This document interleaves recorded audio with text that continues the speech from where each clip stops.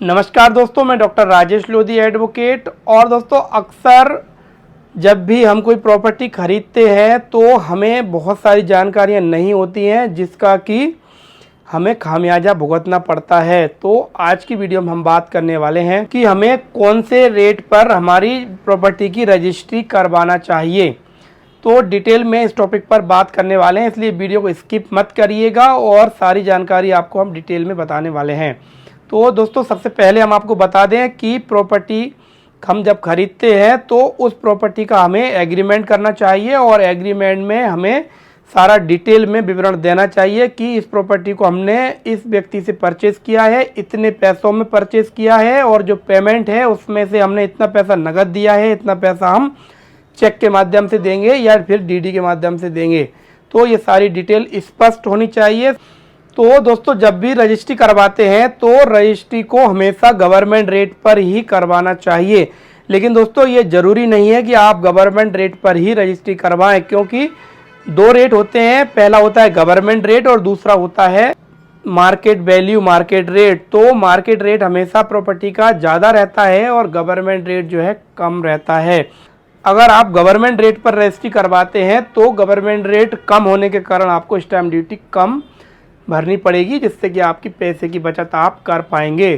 तो जब भी कभी आप प्रॉपर्टी की रजिस्ट्री कराएं तो इस बात का आपको विशेष ध्यान देना चाहिए। लेकिन दोस्तों, अक्सर हमने देखा है कि लोग जो है गवर्नमेंट रेट को छोड़कर मार्केट वैल्यू पर ही रजिस्ट्री कराना पसंद करते हैं। या तो उनको जानकारी नहीं होती है या फिर उन्हें ऐसा लगता है कि हमने जिस प्रॉपर्टी को इतने पैसों में परचेज़ किया है, मान लीजिए 1 लाख रुपए में परचेज़ किया है और हम रजिस्ट्री में अगर उसको 50,000 उसकी वैल्यू शो करवा रहे हैं तो हमारी प्रॉपर्टी का रेट कम हो जाएगा। लेकिन दोस्तों, ऐसा कतई नहीं होता है।